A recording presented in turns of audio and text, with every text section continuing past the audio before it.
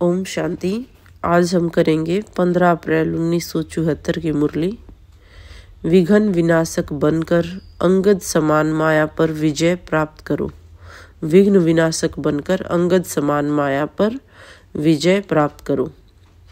विघ्न विनाशक, विश्व पालक और माया पर विजय प्राप्त कराकर उमंग और उल्लास बढ़ाने वाले शिव बाबा बोले, क्या सभी उन्नति की तरफ जा रहे हो? क्योंकि चढ़ती कला की निशानी क्या है, क्या जानते हो? बाबा बताते, सदा लगन में मगन और विघ्न विनाशक, ये दोनों निशानियाँ चढ़ती कला की हैं। तो यदि ये दोनों निशानियाँ हमारे में हैं तो हम चढ़ती कला की तरफ जा रहे हैं। जैसे कोई के द्वारा तोहफा मिलता है तो बुद्धि में हलचल नहीं होती बल्कि उल्लास होता है। इसी प्रकार आए हुए तूफान उल्लास बढ़ाते हैं या हलचल बढ़ाते हैं। अगर तूफान को तूफान समझा तो हलचल होगी, और तोहफा समझा व अनुभव किया तो उससे उल्लास और हिम्मत बढ़ेगी। यह है चढ़ती कला की निशानी। घबराने के बजाय गहराई में जाकर अनुभव के नए नए रत्न इन परीक्षाओं के सागर से प्राप्त करेंगे। तो क्या ऐसे अनुभव करते हो? यह क्या हो रहा है, क्यों हो रहा है, या ऐसे चलेगा? ये पूरी मुरली में बाबा ने विघ्न विनाशक आत्माओं की निशानी बताई है, उनकी स्थिति का वर्णन किया है। तो यदि यह क्या हो रहा है, क्यों हो रहा है, यह संकल्प चलते हैं तो उसको हलचल कहा जाता है। और हलचल के अंदर रतन समाये हैं। यदि ऊपर ऊपर से अर्थात बाह्य मुक्ता की दृष्टि से और बुद्धि द्वारा देखने से हलचल दिखाई देगी अथवा अनुभव होगी, लेकिन उसी आई हुई बातों को अंतर्मुखी दृष्टि व बुद्धि से देखने से अनेक प्रकार के ज्ञान रत्न अर्थात पॉइंट्स प्राप्त होंगे। ये बताई बाबा ने स्थिति की बात। अगर कोई भी बात को देखते हुए या सुनते हुए आश्चर्य अनुभव होता है तो यह भी फाइनल स्टेज नहीं है। ऐसा तो होना नहीं चाहिए। अच्छा, जो हुआ वह होना ही चाहिए। अगर ऐसा संकल्प ड्रामा के होने पर भी उत्पन्न होता है तो उसको भी अंश मात्र हलचल का रूप कहेंगे। अब तक यह क्यों क्या क्या क्वेश्चन का अर्थ है हलचल। विघ्न आना आवश्यक है, और जितना विघ्न आना आवश्यक है उतना यह बुद्धि में रहेगा तो उतना ही महारथी हर्षित होगा। नथिंग न्यू का पाठ पक्का करो। बाबा ने नथिंग न्यू हर सीन को देखते हुए, हर ड्रामा के राज को देखते हुए नथिंग न्यू। नथिंग न्यू यह है फाइनल स्टेज। यदि कोई भी हलचल का कर्तव्य करते हो, वह पार्ट बजाते हो तो सागर समान ऊपर से हलचल भले दिखाई दे रही हो, चाहे कर्मेंद्रियों की हलचल में आ रहे हो, लेकिन बाबा कहते स्थिति हमारी नथिंग न्यू की हो। एकाग्र, एक रस, एकांत अर्थात एक रचयिता और रचना के अंत को जानने वाले त्रिकालदर्शी की स्टेज पर क्या आराम से शांति की स्टेज पर स्थित हैं, या कर्मेंद्रियों की हलचल आंतरिक स्टेज को भी हिलाती है? जब स्थूल सागर दोनों ही रूप दिखाता है तो क्या मास्टर ज्ञान सागर ऐसा रूप नहीं दिखा सकते? क्योंकि यह प्रकृति ने पुरुष से कॉपी की है। आप तो पुरुषोत्तम हो। जो प्रकृति अपनी क्वालिफिकेशंस दिखा सकती है तो क्या वह पुरुषोत्तम नहीं दिखा सकती? क्योंकि बाबा कहते हैं अभी समय किसकी ओर बढ़ रहा है? अति की तरफ। तो सभी तरफ अति दिखाई पड़ती है। तो अति अर्थात अंत, अंत की निशानी अति है। तो जैसे प्रकृति समाप्ति की तरफ अति में जा रही है, वैसे ही संपन्न बनने वाली आत्माओं के सामने अब परीक्षाएं व विघ्न भी अति के रूप में आएंगे। इसीलिए आश्चर्य नहीं खाना है कि पहले यह नहीं था अब क्यों है, यह आश्चर्य भी नहीं। फाइनल पेपर में आश्चर्यजनक बातें क्वेश्चन के रूप में आएंगी, तभी तो पास और फेल डिसाइड कर पाएंगे बाबा।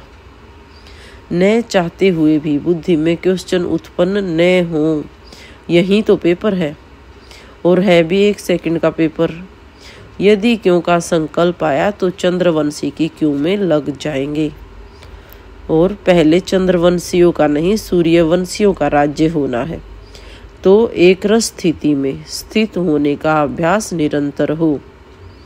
समस्या की सीट को नहीं संभालना है, लेकिन सीट पर बैठ समस्या को देखना है। क्योंकि अब समस्या सीट की याद दिलाती है। विघ्न आता है तो विशेष योग लगाते हो, बट्ठी रखते हो। इससे सिद्ध होता है कि दुश्मन ही शस्त्र की स्मृति दिलाते हैं, लेकिन स्वतः और सदा स्मृति नहीं रहती। तो निरंतर योगी हो या अंतर वाले योगी हो, क्योंकि टाइटल तो बाबा ने निरंतर योगी का दिया है। दुश्मन आवे ही नहीं, समस्या सामना ही न करे, सूली से कांटा बनना यह भी फाइनल स्टेज नहीं। सूली से कांटा बने, फिर कांटे को योग अग्नि से दूर ले जाकर भस्म करे। कांटा लगे और फिर निकालो, यह फाइनल स्टेज नहीं है, बल्कि कांटे को अपनी संपूर्ण स्टेज से समाप्त कर देना, यह है फाइनल स्टेज। ऐसा लक्ष्य रखते हुए अपनी स्टेज को आगे चढ़ती कला की तरफ बढ़ाते चलो। बड़ी बात को छोटा अनुभव करना। इस स्टेज तक महारथी नंबरवार यथाशक्ति पहुँचे हैं। बाबा ने रिजल्ट भी बताया। तो अब पहुँचना वहाँ तक है जो कि अंश और वंश समाप्त हो जाए, क्योंकि आप सभी हिम्मत, उल्लास और सर्व के सदा सहयोगी बनते हुए चल रहे हो। कलयुगी दुनिया को समाप्त करने के लिए व परिवर्तन करने के लिए, माया को विदाई देने के लिए संगठन अर्थात घेराव डाला हुआ है ना। तो इस घेराव को मजबूत करो, अचल बनाओ। न आगे बढ़ना न पीछे हटना, जैसे थे वैसे रहना। यह पाठ पक्का नहीं करो कि समय धक्का लगाए और चल पड़ेंगे। किसी के किसी प्रकार के सहारे का इंतजार करते हुए खड़े तो नहीं हो गए हो। तो ऐसी स्टेज वालों को क्या कहेंगे? क्या इसको ही तो अंगद की स्टेज नहीं समझते हो? बाबा ने कमेंट पास किया बच्चों में कि अंगद की स्टेज अर्थात पुरुषार्थ में टस से मस न होना। अगर ऐसे रुक गए हो तो फिर लास्ट वाले फास्ट में चले जाएंगे, क्योंकि जब भी पहाड़ों पर बर्फ गिरती है और जम जाती है तो रास्ते रुक जाते हैं। तो फिर बर्फ को गलाने के लिए व उसे हटाने के लिए पुरुषार्थ किया जाता है। तो यहाँ भी अगर बर्फ के मुआफिक जम जाते हो तो इससे सिद्ध है कि योग अग्नि की कमी है। योग अग्नि की कमी है।